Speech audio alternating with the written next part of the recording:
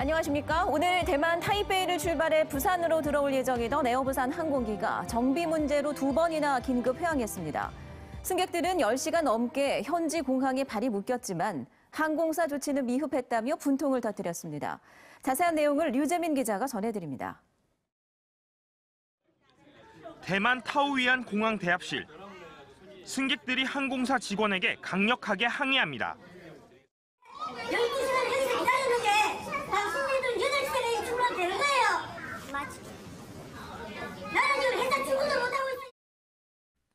현지 시각으로 오늘 새벽 3시 10분. 승객 218명을 태우고 타이베이를 출발해 김해공항으로 향하려던 에어부산 항공기가 2차례나 활주로에서 긴급 회항하면서 탑승객들은 불안에 떨어야 했습니다. 승객들은 현지 공항에 발이 묶인 지 11시간이 지난 뒤에야 부산으로 돌아올 수 있었습니다.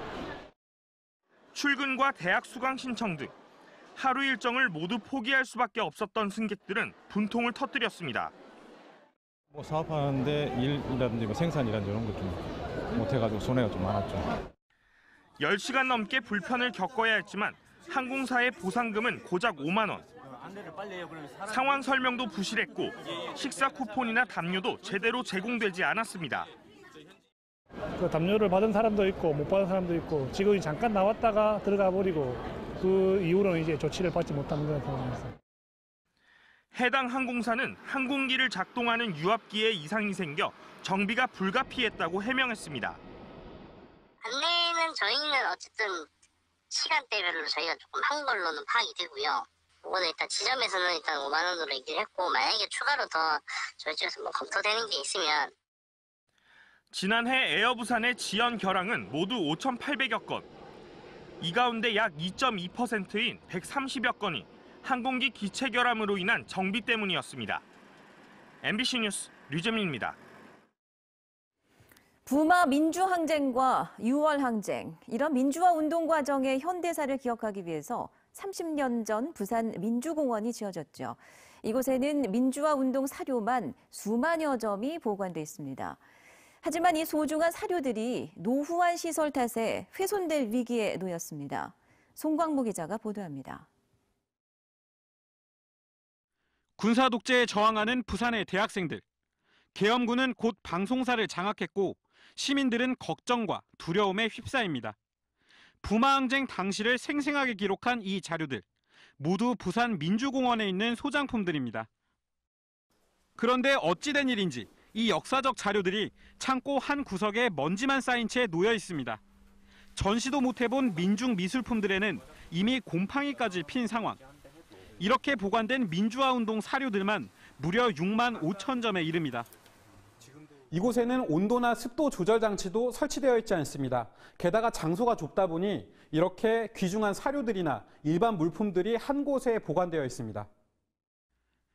사료를 보관하는 수장고는 30년 전 만든 33제곱미터 남짓 노후된 공간이 전부. 예산 지원이 10년 넘게 이뤄지지 않다 보니 급하게 창고 2여 개를 개조해 수장고로 쓰는 황당한 일까지 벌어진 겁니다. 처음에 계획했던 예산에서 예산이 더 증액되는 바람에 그게 무산된 경험이 있습니다. 그 많은 자료들을 실제로 이 상설 전시실에서 저희들이 전시할 수도 없고. 부산시는 최근 민주공원 현대화 사업 논의를 시작했습니다. 그러나 10년 넘은 무관심 속에 귀중한 자료들이 얼마나 훼손됐는지는 파악조차 하기 힘듭니다. MBC 뉴스 송광무입니다.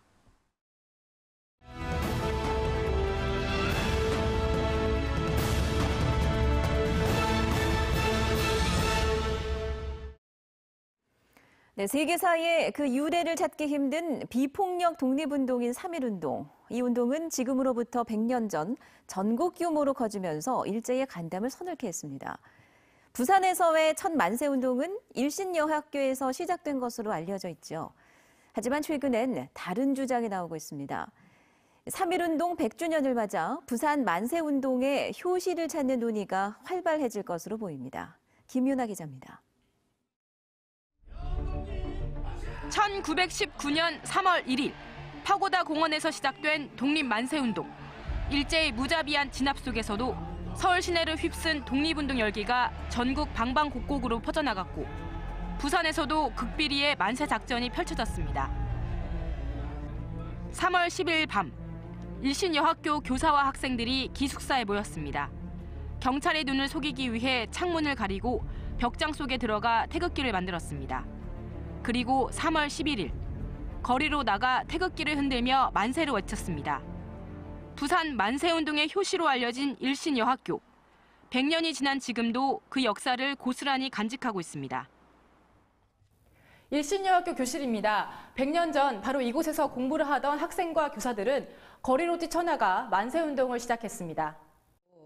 지역 주민들이 나와서 같이 대한독립운동의 만세운동에 참여를 하는 계기가 되었으며 이 기점으로 해서 경남 일대의 만세운동이 전파되었다고. 그런데 최근 부산 최초 만세운동지가 동네 장터라는 새로운 주장이 제기됐습니다. 부산 불교연합회는 1919년 3월 8일 범어사 명정학교 학생이자 스님이던 김범린 선생이 중심이 돼 동네 장터에서 선언문을 배포하고 만세를 불렀다고 주장합니다. 공식적으로 알려진 11일보다 3일이나 앞서 좌천동 거리가 아닌 동네 장터에서 이미 만세가 시작됐다는 겁니다. 김범리라는 분이 자기 그 해상에 3월 7일 날 했다고 돼 있는데 그 3월 7일이 아니고 3월 8일 날로 우리가 보고 장날이니까 동네 장터에서 이제 범어사에 있는 그 지식인, 쉽게 말하면 지식인, 그 빙정학 학생이라든가 지방 학림의 중심이 되어서 만세 시위를 벌였다는 거죠. 학자들은 이러한 사실을 바탕으로 3.1 만세운동을 재조명하는 세미나를 열고 근대사 기록을 통해 관련 연구를 계속해 나가기로 했습니다. 부산에 울려 퍼진 첫 만세 함성. 100년이 지난 지금 이 시작점을 찾아가는 과정이 새로운 논의와 의미 있는 연구로 이어질지 주목됩니다. MBC 뉴스 김인아입니다.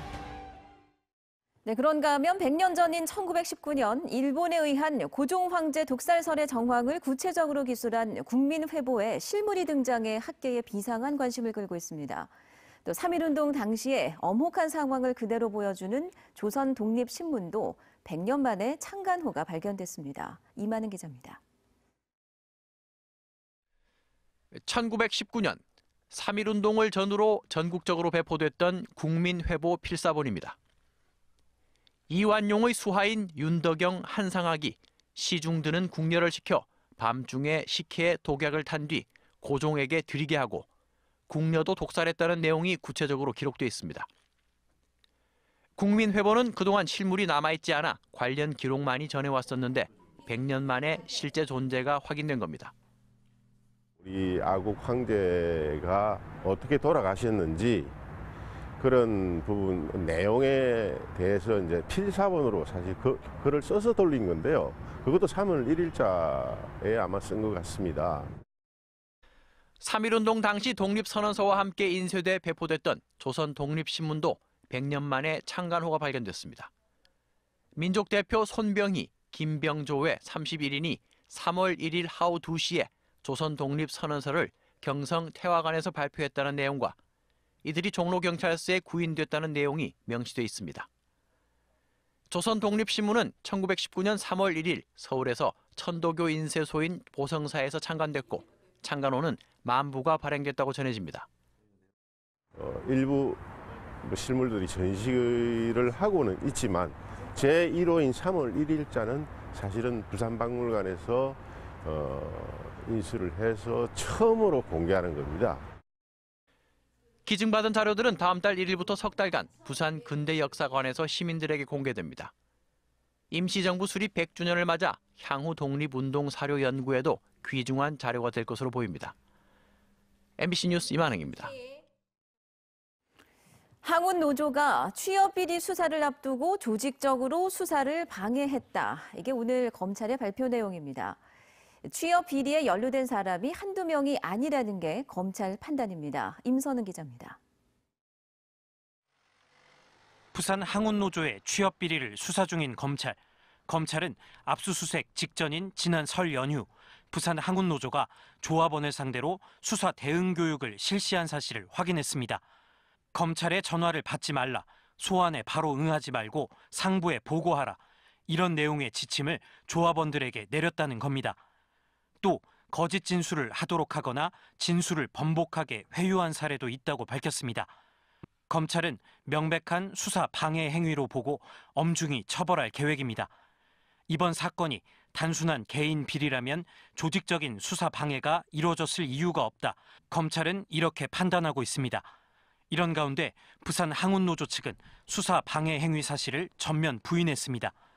수사 대응 교육이나 허위 진술 요구 등은 전혀 없었다고 반론했습니다. 지구장도 모르는 상황에서 조직적으로 이렇게 되거라 이렇게 되거라 그 이야기를 할 수가 없는 거죠. 검찰은 항만 관련 채용 비리와 관련해 자수를 하거나 수사에 협조하는 사람은 최대한 선처하겠다는 입장입니다. MBC 뉴스 임선응입니다. 지난 22일 발생한 승악산 낙석 사고와 관련해 안전대책이 마련될 때까지 인근 도로를 계속 통제하기로 했습니다. 부산시는 방호벽과 가드레일을 설치하는 안전대책을 마련했지만 추가 산사태 가능성이 있다는 일부 전문가 의견에 따라 을숙도 초등학교와 엄궁동 양방향 6개 차로에 차량 진입을 금지하고 있습니다. 지난 22일 승악산 비탈면에서는 2차례에 걸쳐 대형 바위와 흙더미 등 40톤가량의 토사가 무너지면서 도시철도 공사장이 파손되고 땅이 갈라졌습니다.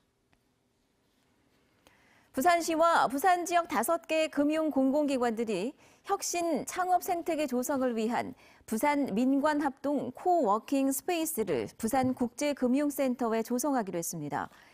코워킹 스페이스는 한국예탁결제원이 스타트업 기업들을 위한 입주 공간을 마련하고 기술보증기금이 투자와 기술 보증을, BNK 금융기금이 대출 지원에 나서는 방식으로 운영됩니다.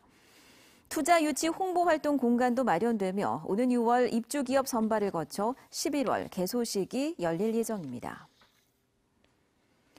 오거돈 부산시장은 어제 SNS를 통해 경남의 중단 없는 도정과 부울경의 상생 협력을 위해 김경수 지사에 대한 불구속 재판을 재판부에 촉구했습니다.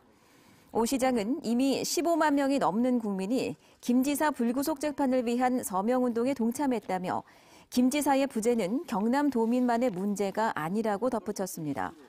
또 동남권 광역혁신경제권 중심에 김경수 경남지사가 있다며 도정 복귀가 시급하다고 밝혔습니다.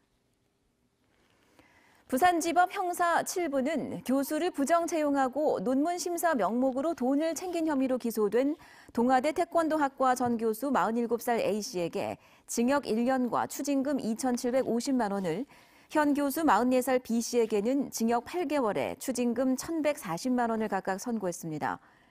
두 교수는 지난 2012년 교수 선발 당시 점수를 밀어주는 수법으로 C씨를 전임 교수로 부정 채용한 혐의로 재판에 넘겨졌습니다.